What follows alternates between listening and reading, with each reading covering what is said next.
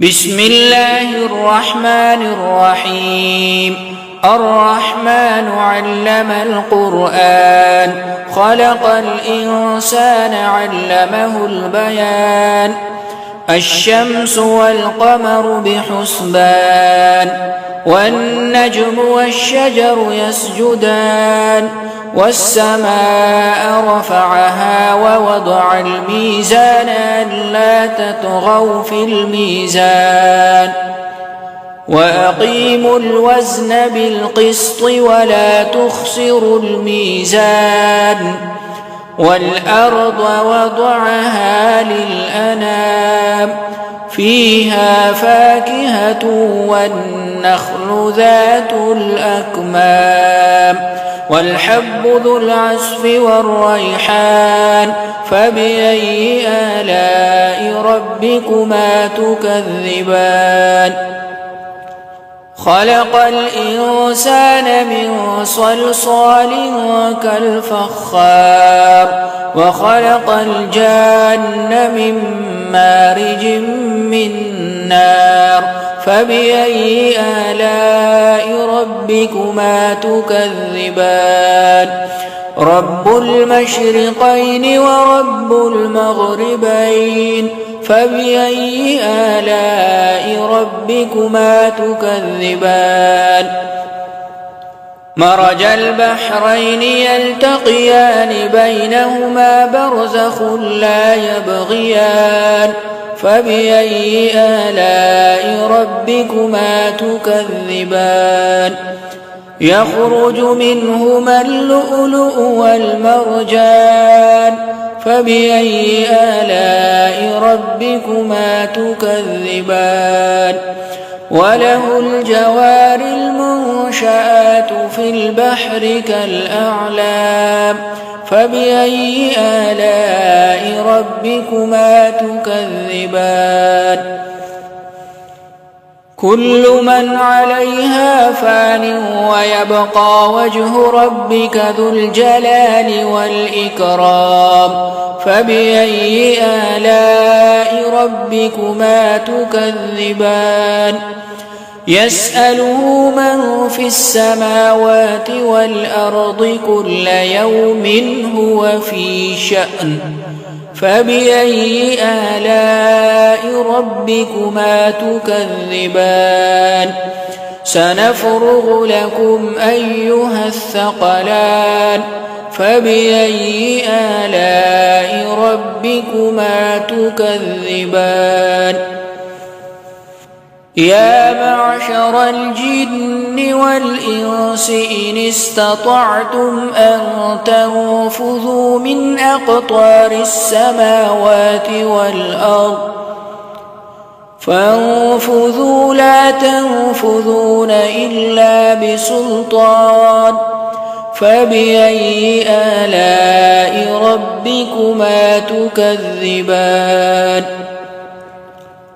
يرسل عليكما شواظ من نار ونحاس فلا تنتصران. فبأي آلاء ربكما تكذبان؟ فإذا انشقت السماء فكانت وردة كالدهان. فبأي آلاء ربكما تكذبان؟ فيومئذ لا يسأل عن ذنبه إنس ولا جان. فبأي آلاء ربكما تكذبان؟ يعرف المجرمون بسيماهم فيؤخذ بالنواصي والأقدام. فبأي آلاء ربكما تكذبان؟ هذه جهنم التي يكذب بها المجرمون، يطوفون بينها وبين حميم آن. فبأي آلاء ربكما تكذبان؟ ولمن خاف مقام ربه جنتان فبأي آلاء ربكما تكذبان ذواتا أفنان فبأي آلاء ربكما تكذبان فيهما عينان تجريان فبأي آلاء ربكما تكذبان فيهما من كل فاكهة زوجان فبأي آلاء ربكما تكذبان متكئين على فرش بطائنها من استبرق وجنى الجنتين دان فبأي آلاء ربكما تكذبان فيهن قاصرات الطرف لم يطمثهن إنس قبلهم ولا جان فبأي آلاء ربكما تكذبان كأنهن الياقوت والمرجان فبأي آلاء ربكما تكذبان هل جزاء الإحسان إلا الإحسان فبأي آلاء ربكما تكذبان ومن دونهما جنتان فبأي آلاء ربكما تكذبان مدهامتان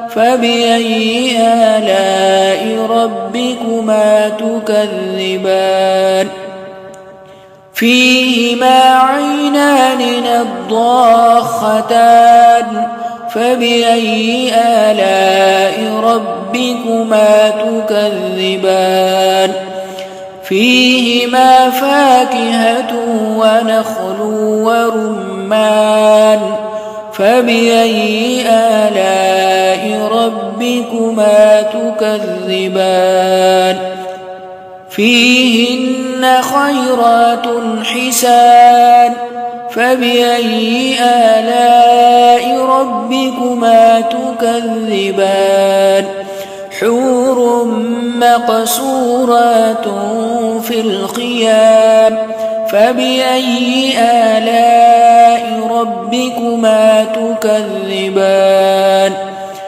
لم يطمثهن إنس قبلهم ولا جان فبأي آلاء ربكما تكذبان